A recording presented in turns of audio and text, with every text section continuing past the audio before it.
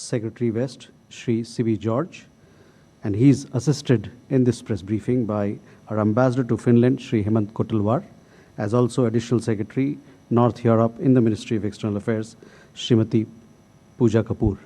With that, I invite Secretary West to make his opening remarks, after which we'll take questions from the floor. Sir, over to you. Thank you, Randhir.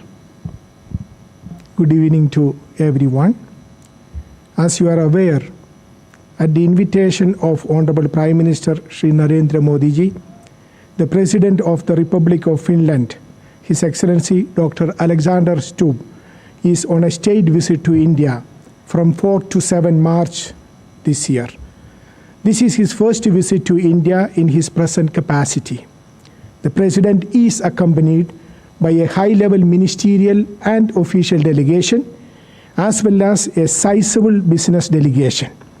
This reflects the importance that both sides attach to trade, business, and investment as key pillars of the bilateral relationship. He joined our Honorable Prime Minister at the inaugural session of the 11th Raisina Dialogue 2026 in New Delhi as the chief guest, and also delivered the keynote address a little while ago. President Stubb's visit comes close to the heels of the Finnish Prime Minister, His Excellency Mr. Petteri Orpo's visit to New Delhi for the AI Impact Summit in February this year. Prime Minister Orpo had also met our Prime Minister on the margins of the summit. The India-Nordic Summit has also provided an opportunity to the leaders of both the countries to remain engaged. Our Prime Ministers met in 2018 and 2022 on the margins of the first and second India-Nordic Summit in Stockholm and Copenhagen, respectively. President Stubb and Prime Minister Modi have remained in close, constant touch last year. The two leaders met on the margins of the G20 Leaders Summit in Johannesburg in October 2025. They also spoke telephonically at least on 2 occasions last year. During their meetings today, Prime Minister Modi and President Stubb have elevated India-Finland bilateral relationship to a strategic partnership in digitalization and sustainability. President Stubb arrived in New Delhi on 4th March and was accorded a ceremonial guard reception at the airport. Today, he met Rashtrapati ji at the Rashtrapati Bhavan. Prime Minister Modi and President Stubb held wide-ranging discussions at Hyderabad House in restricted as well as delegation-level formats. They covered all aspects of bilateral relationship as well as regional and global developments of mutual interest. Prime Minister Modi hosted a luncheon in honor of the President. Our Honorable Vice President and External Affairs Minister also called on President Stubb today. On 6 March, he will travel to Mumbai, where he will meet Honorable Chief Minister of Maharashtra, interact with the business leaders, and participate in India-Finland business event. He will also address the students at the University of Mumbai. India and Finland enjoy warm and friendly relationship. Over the decades, our relationship has evolved into a forward-looking, innovation and technology-driven partnership. Finnish companies have strong presence in India in areas such as telecommunications, digital solutions, clean energy, and smart manufacturing. Bilateral trade in goods and services is close to $3 billion. Trade and investment are expected to expand further with the coming in force of the India-EU Free Trade Agreement. In this respect, we have also agreed to double the trade by 2030. As you know, digitalization is an important aspect of our bilateral relationship. Finland's advanced capabilities in digital innovation align well with India's digital transformation initiatives. In this regard, the two sides have established a cross-sectoral joint working group on digitalization to advance cooperation in new and emerging technologies such as 5G and 6G, quantum communications, high performance and quantum computing, artificial intelligence, etc. A joint task force, 6G, has also been created to further expand the collaboration in this emerging field. At the same time, Finland's globally recognized expertise in clean technologies, renewable energy, and sustainable urban solutions makes it a natural partner for India. India and Finland will also be co-hosting the World Circular Economy Forum in India later this year. During the visit, both sides have reviewed and renewed the MOU on environmental cooperation to further the collaboration on sustainability and circular economy, including bioenergy and waste-to-energy solutions, power storage, green hydrogen, as well as wind, solar, and small hydropower. Science, technology, and innovation are key pillars of India-Finland cooperation. The two sides have agreed for joint research goals under implementation arrangement between the Department of Science and Technology of India and Business Finland. It would advance research collaboration in areas such as renewable energy, smart cities, hydrogen technologies, waste management, electric vehicles, carbon capture, 5G, 6G, AI, microelectronics, and power electronics, etc. The two sides have also signed an MOU on migration and mobility partnership. It is expected to facilitate mobility of talent, including professionals, students, entrepreneurs, researchers, and academics. It also expected to provide enhanced access for Indian students, including internships and post-study employment opportunities. Considering the importance of cooperation in consular matters, the two sides have agreed to commence negotiations on extradition treaty and mutual legal assistance treaty and establish a consular dialogue between the respective foreign ministries. Both sides are also committed to promoting free, open, peaceful, and prosperous Indo-Pacific in accordance with the international law, including UNCLOS. In this regard, Finland have expressed interest to join the Indo-Pacific Oceans Initiative, which is welcomed by India. We also agreed to have cooperation in the Arctic-related areas. Finnish reiterated its support to India's fight against terrorism, including cross-border terrorism.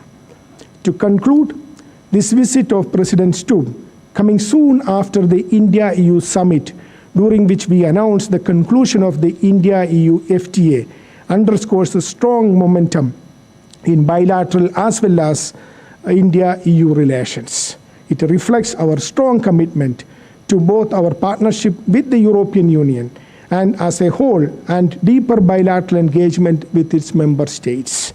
In this context, Finland is a valued partner with whom we aim to expand cooperation in key sectors of mutual interest.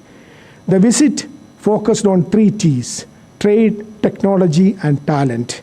Trade anchors our economic partnership, technology advances collaboration in digitalization and sustainability, and talent connects our societies through mobility. These priorities align with our Prime Minister's vision of Vikasit Bharat 2047, with Finland's strengths in innovation, sustainability, and education, making it a natural partner for India. This has been a very substantive and productive visit. The discussions have helped set clear directions for India-Finland cooperation in the near and medium term.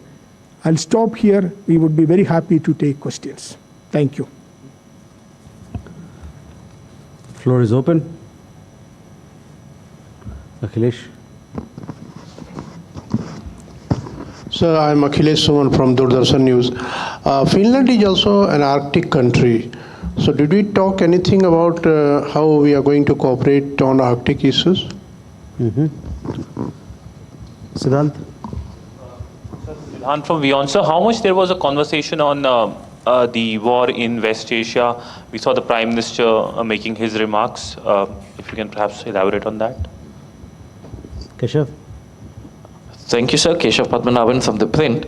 I just went through the joint statement, and of the 46 paragraphs, there's not one mention of the situation in West Asia. So I just want to echo the question on what were the international issues that were discussed, and with specific reference to the conflict, as my colleague Siddhant earlier asked, what did the two leaders sort of discuss, and was there any outcome or an understanding between them on how this situation has to be resolved? Thank you. Please, Abhishek. Abhimanyu, from CNBC TV 18. Sir, my question is that were supply chains discussed as far as strengthening of supply chains is concerned, as my two colleagues earlier also asked about the current disruptions which are taking place in West Asia. Any disruption of supply chains or any mitigation measures which have been discussed? Ayanksha, you have a question? So this is Ayanksha Maitra. So is it possible to elaborate the last T from the three Ts? The talent, and if it's possible, India, I mean, is a base of over 800 million cell phone bases, which, I mean, the Finnish companies, one of the Finnish mobile manufacturer marveled the technology. So is there any discussions on Indian players making cell phones, high-tech cell phones? Thank you.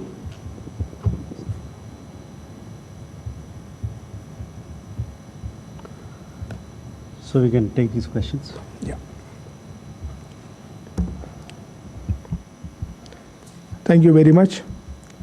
On the question on Arctic, if you look at the joint statement, you will see that there is a full paragraph on the cooperation in the Arctic related. Both sides reaffirmed their commitment to further strengthening cooperation and dialogue on Arctic matters, including through joint research initiatives, academic exchanges, and capacity building programs.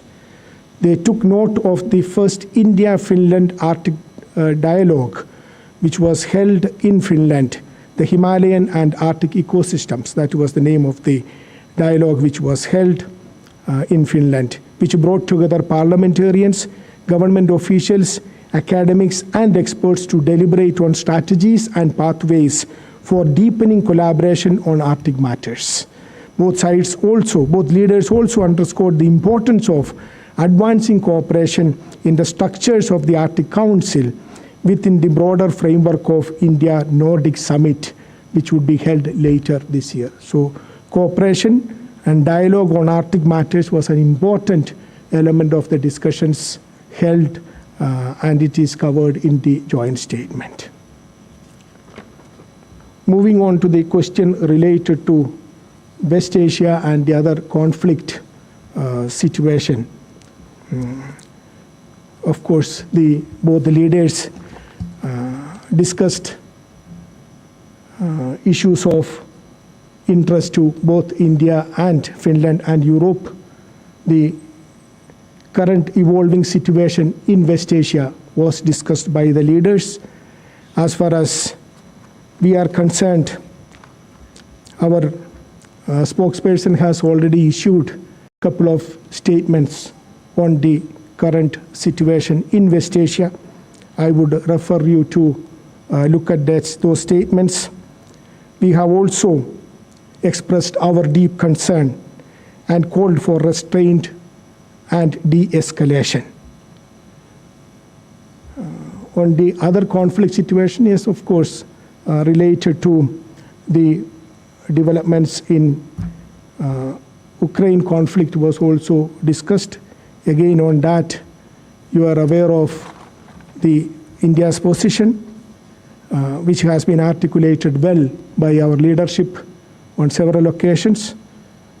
So the leaders had discussions on these conflict situations.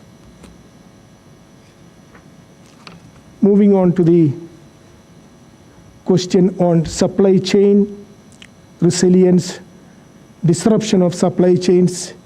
Yes, if you look at India-EU relations, in the last 2 years, one of the important topic of discussion was to see how to build a supply chain resilience.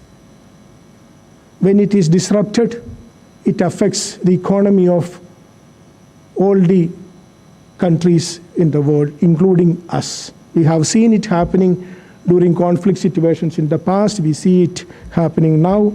So how to strengthen, how to build resilience in supply chain is an important topic of discussion in the meetings that we held, and this was also discussed in the meetings here today. Now, the question related to 3 T's. The third T which I was referring to was talent.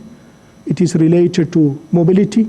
You know, we have, if you look at India has the largest young population in the world. And in the last few years, government has been taking steps to skill them. That skilled manpower of India is an asset to the world. So that is the talent. So when we talk about talent, we have already signed an MOU on mobility, MEA we have signed, which is an important step in connecting the talent of India with the opportunities available in other countries. So this is an important step which was taken during this meeting.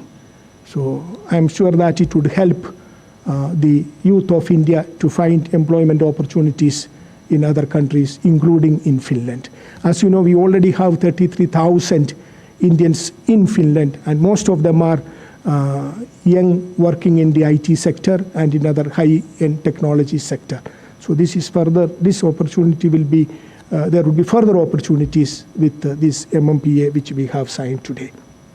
On the telecommunication side, you want to say something? There was a, yeah. The ambassador will respond. Yeah, on the question of mobile phone that you mentioned, so of course a Finnish company, Nokia, is very well known in India. But as you are aware, over the last decade, Nokia has moved away from making mobile phones to making the networking equipment. In fact, if we see the 5G equipment that has been used by Indian cell phone providers, it's basically coming from Nokia. Of course, certain patents that were there of Nokia, so there are some startups have come out in Finland, and one of the startup has already started manufacturing in India. But it's at a very small scale, not like the old Nokia phone.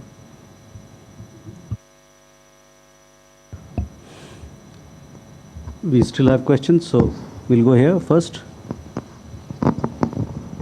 Uma. मेरा question थोड़ा अलग हटकर है, क्योंकि Finland जो है वो happiness index में पिछले 7-8 सालों से नंबर 1 पे चल रहा है. तो क्या वर्क लाइफ बैलेंस, जो कि आप लोगों का भी आजकल ठीक नहीं चल रहा, तो वर्क लाइफ बैलेंस और कैसे हैप्पीनेस इंडेक्स में हम अपने देश को ऊपर लेके आए, इस मुद्दे पे कोई बातचीत हुई? Kadambini Sharma, independent journalist. Sir, while having this conversation about reforms in the UN, was there any change in required parameters or understanding, given that UNSC members, 2 members, have undermined the UN like never before? Okay. Keshav, you have a question? Clarification to my Please. question. So thank you again for this. I just had a clarification. I just wanted to understand why, how in the joint statement no mention of West Asia when the conflict is ongoing is made, when there is a clear reference to the war in Ukraine. So was there a reason why West Asia was left out of this statement, sir? Thank you. Sir, mine is also a small clarification on whether essential imports of oil, gas and many other commodities, whether that issue was also discussed for both the economies and also for both India as well as the EU.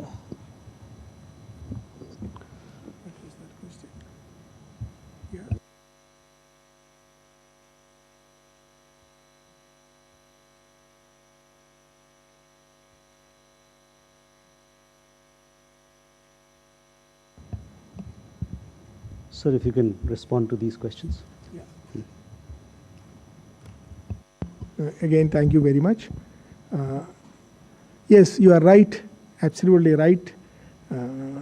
Finland has been on the top in the happiest country index, life, work balance, etc., etc. There are several factors. In fact, this was also referred to by the President in his address today at the Raisina, correct? Yes. And also in the press statement. And also in his press statement. But he also said one more thing. He said that India in optimism index, India is the top country. His experience having visited India and having watched India, India is a country where people think that tomorrow would be a better day for us, for each one of us. That is where, I'm adding to that. That is where our vision comes. We are a country which has a vision. 2047, Vikasit Bharat. We are in that Amrit Kal journey.